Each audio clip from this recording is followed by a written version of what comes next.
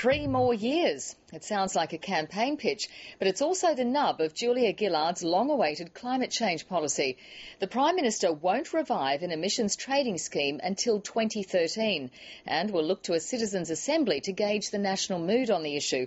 Tony Abbott says it's a giant focus group, while the Greens are calling her policy a failure of leadership.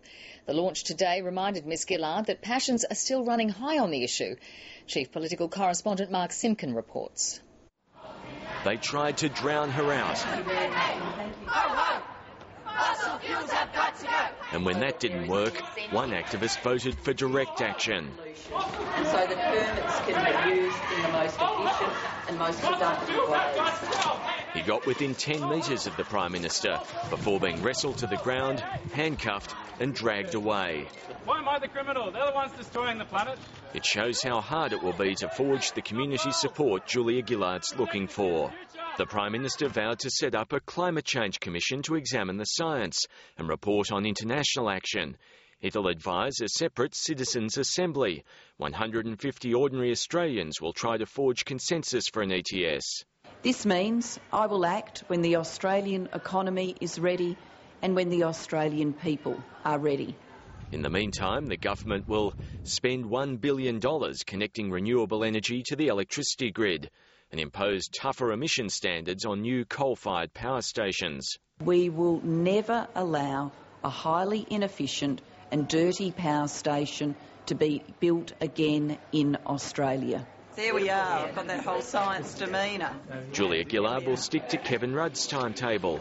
No ETS until 2013 at the earliest, but it's still a repudiation of the government's previous approach. Australia can't afford any more delays on climate change. We can't afford any more inquiries, reports or investigations into climate change.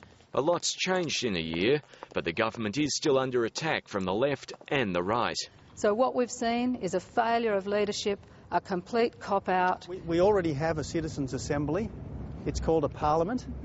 This is a decision for the parliament, and she can't subcontract out leadership to some kind of giant focus group.